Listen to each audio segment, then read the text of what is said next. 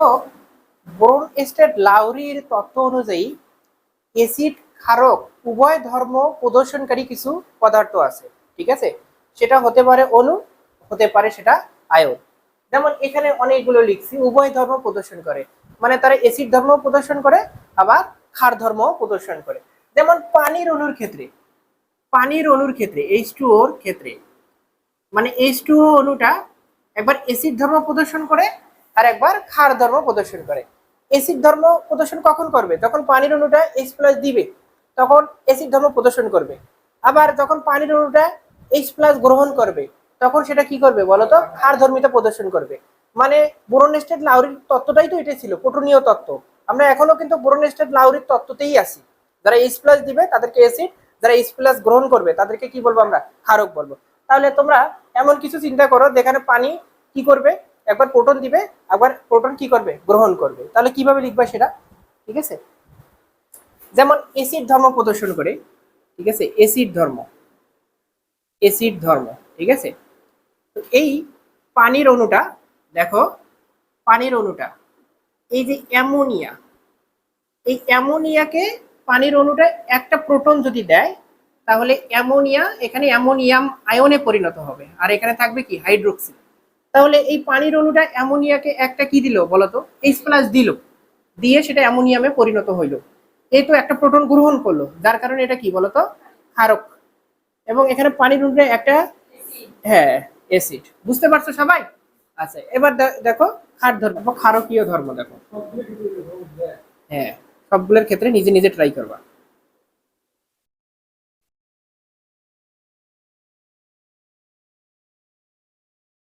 যেমন এখানে পানির আবার ক্ষারকীয় ধর্ম কিভাবে?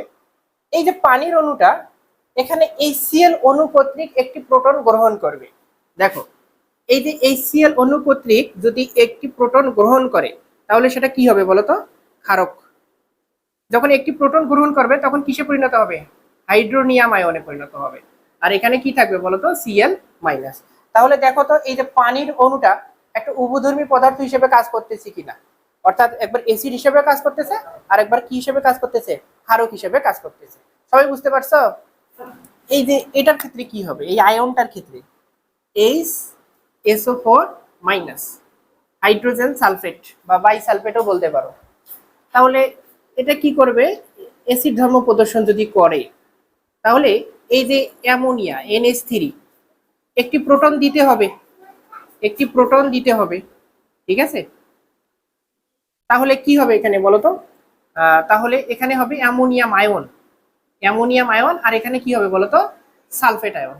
কারণ এই বাইসালফেটটা, হাইড্রোজেন সালফেটটা অ্যামোনিয়াকে কি করছে? একটি H+ দিছি, ঠিক আছে? যার কারণে অ্যাসিড, এবং অ্যামোনিয়া হচ্ছে ক্ষারক। কিন্তু এবার যদি ক্ষারক ধর্ম প্রদর্শন করতে চায়, ক্ষারকীয় ধর্ম যদি প্রদর্শন করতে চায়, তাকে কি করতে হবে? একটি H+ গ্রহণ করতে হবে। তাহলে দেখো, এই বাইসালফেট HSO4 HCl কর্তৃক একটি H+ যদি গ্রহণ করে তাহলে এটা কি হবে বলতো? সালফিউরিক অ্যাসিডে পরিণত হবে, H2SO4, আর এখানে Cl-।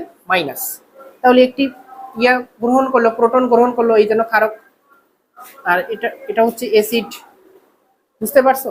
তার মানে এই বাইসালফেট আয়নটা একটা উভধর্মী পদার্থ, অ্যাসিড হিসেবেও আচরণ করতেছে, ক্ষার হিসেবেও আচরণ করতেছে।